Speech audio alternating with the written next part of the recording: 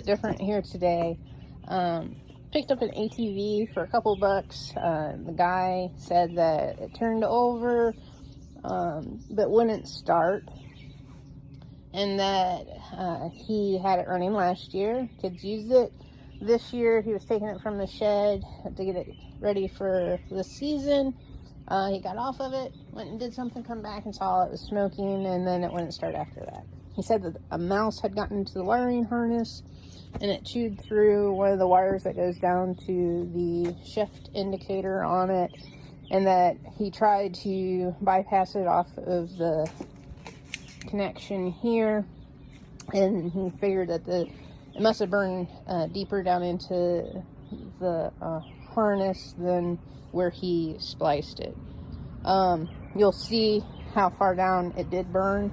It burnt enough that it probably where it got chewed, it shorted, and then just burned the wire all the way down to the switch itself, and actually melted the back side of the shift indicator. So it was a pretty good one.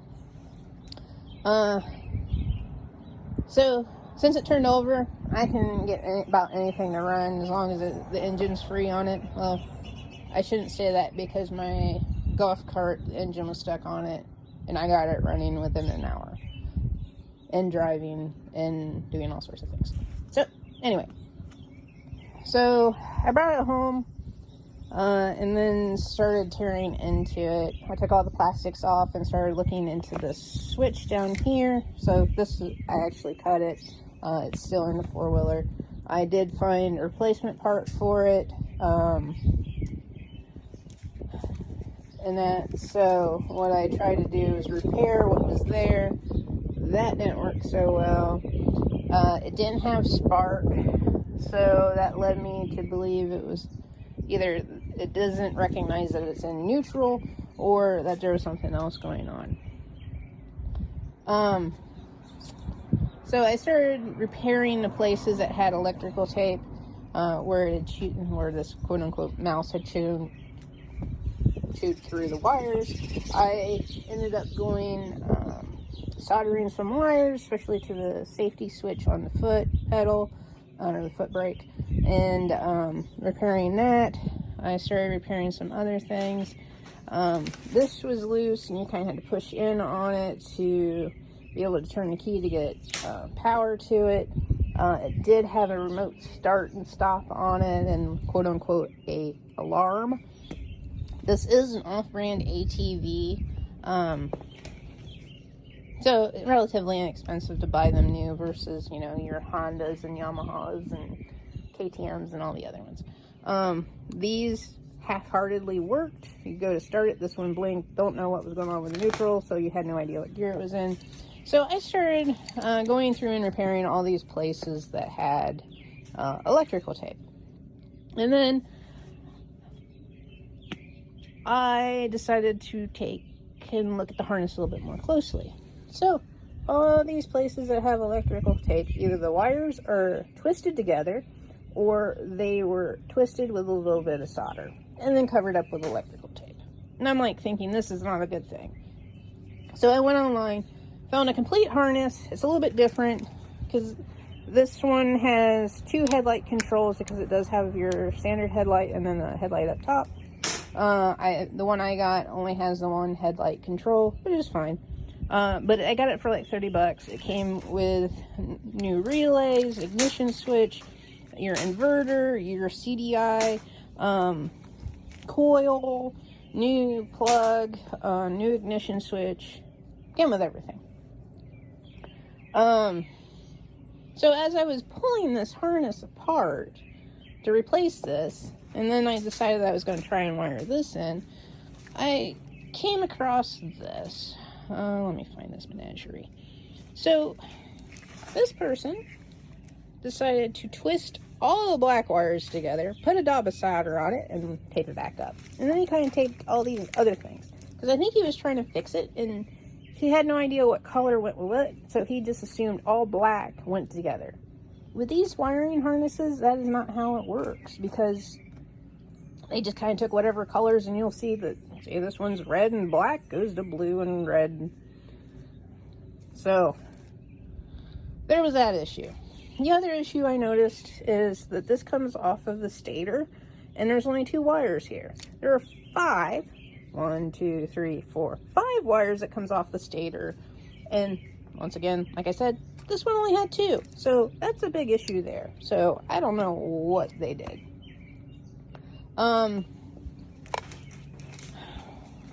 They also had all these kind of put together.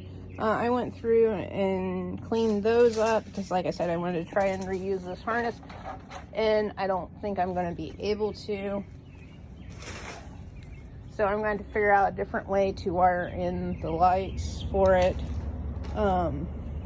This was just hanging. Like I said, I don't know what they did. So anyway, long story short, I bought a different harness. It was for this ATV. Like I said, this has a single light switch. I don't have the lights hooked up right now. It does not have the shift indicator on it, so you can actually start this in any gear instead of just only in neutral.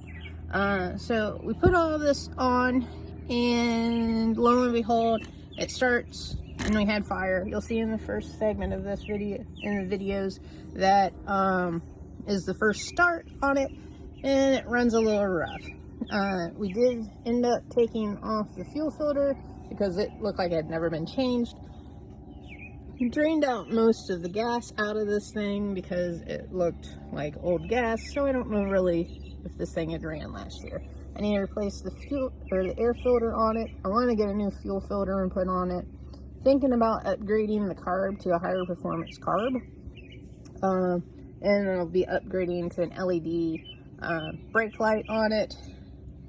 And this is, let's see, 3 gears forward, 1 reverse, and like I said, you have these headlights down here and also the one up here.